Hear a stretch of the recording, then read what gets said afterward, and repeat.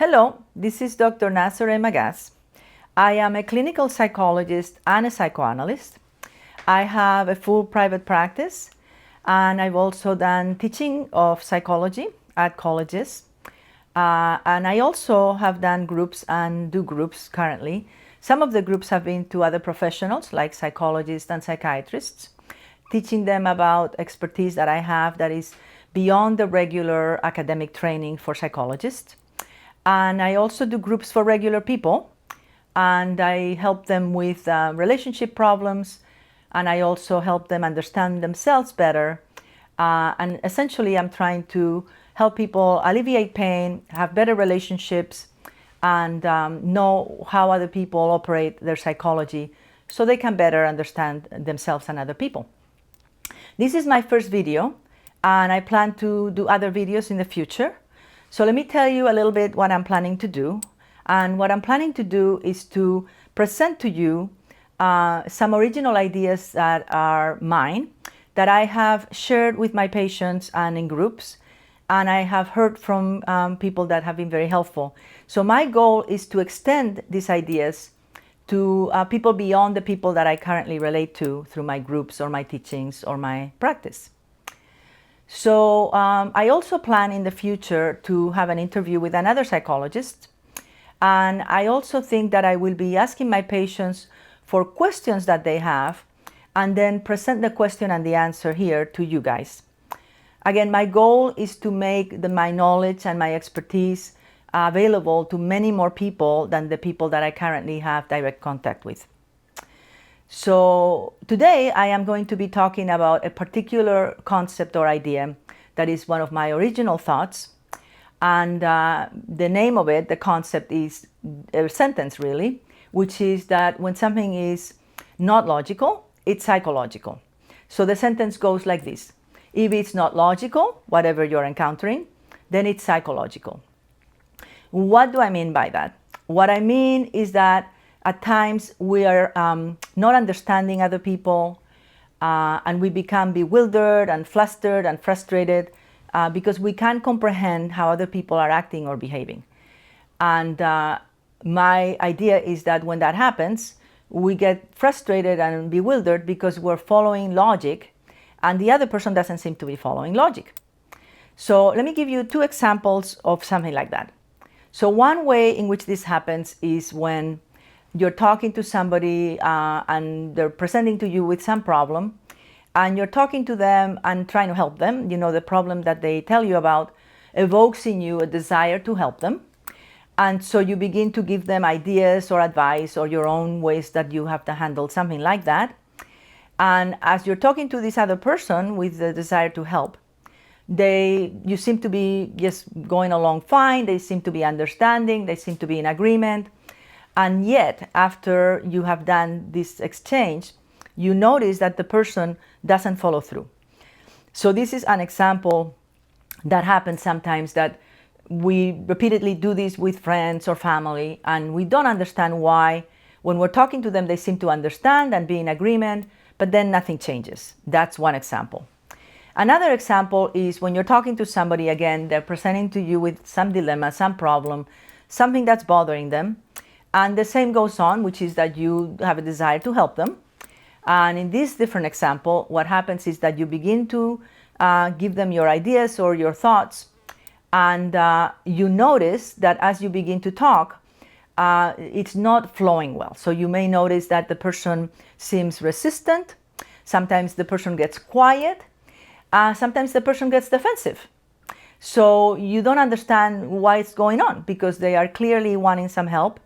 And yet when you begin to try to help them, there is something that interrupts it. So that's a second example. In either of these cases, the person that is the one trying to help ends up feeling like they don't understand. And I've often heard people say, I don't get it, I don't get it. And they typically feel irritated or frustrated because their attempts don't reach the person, whether it is that they don't follow through or that they're somehow not able to listen to what they have to offer. So these are two examples where what I have told my patients, and I'm now telling you, is that rather than insist on the logic of the idea, to consider that maybe the reason that it's not being well received or not followed through is because there's something psychological going on with that person that you're not aware of. What is psychological? Psychological are the aspects of this other human being, and you, of course, that are not obvious. You don't see them. This is not something people tell you or that you can see. In psychoanalysis, in a particular theory that I am an expert at, that's called mentalization, this is called that it is obscure. In other words, the psychology of the other person is opaque. You cannot see through it. So you have to come up with thinking and imagining of why this person would be operating differently to what you would expect.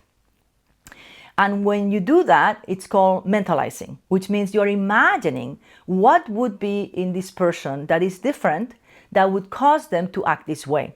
So it's really an act of imagination, but it's an act of imagination that's educated. So they're like educated guesses. And it definitely takes something into account that I want to introduce today, which is that we typically make a mistake, most of us, particularly without guidance, which is that we assume that other people are like us. So we think they're going to think like us, they're going to act like us, they're going to follow the same route that we would.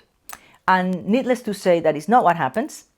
And it particularly disrupts us when we think the other person is very much like us. So the more the other person is like you, the more you think that they're going to be thinking like you, being motivated like you, and acting like you. And so this is a case where the error is that we are assuming that that person is going to follow our ideas because they would work for us, or agree with what we're saying because it makes sense to us. And we're missing asking them a lot more about how they think and what they can do and what it is like for them whenever we're offering an idea. So another way of looking at it, all these things are concepts that I will elaborate in further videos. But what we're looking at, that is something I've also come up with as a way of helping people understand what I'm talking about, is that the what of a situation is the facts. So the fact is right now I am talking to you, and the fact is that I have an accent because I'm from Spain. And so that's a fact. You can hear an accent. You may not know where the accent is from. That's the why do I have an accent. And you may not know where exactly am I right now. I'm in my office, by the way. But this is the what. The what is what you can see. You can see that I am in a couch, on a chair rather, in some office situation, but you are not sure that this is an office. You cannot know that, but you can see that I'm in a chair. You can hear that I have an accent, but you don't know why I have an accent. So one of the things that is also helpful about this is to recognize that when we're talking to somebody, we are only paying attention to the what. What is the person saying? What is the body language? What is the race of the person or the gender of the person, or things like that that are pretty obvious. But you don't know why they're saying what they're saying or why they think as they think. That is obscure to all of us. So the difference between what is the factual stuff is the what. That's the fact. The fact is that I appear to be a woman and I appear to have an accent. You can tell that. But why, you don't know those things. So the why is the psychological aspect. So again, going back to the beginning of this concept, what I will be talking to you more about is that beginning to give you much more of an understanding of what is the difference between what is logical, which is what we expect to imagine that the other person will say or react or do, and what is psychological, which is what we cannot see, which is the motivation of the other person, the history of the other person, the circumstances of their life in the moment. Those things we don't know, and we would have to inquire to find out more about it.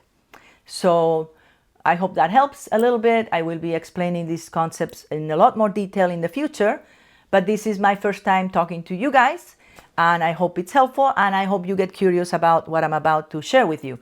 Because again, I want to tell you that my motivation for doing this is that I have shared these ideas with patients and groups and teaching, and people have repeatedly come back to me and told me that it was very helpful. So that's it for today. Thank you very much for watching. I'll see you the next time.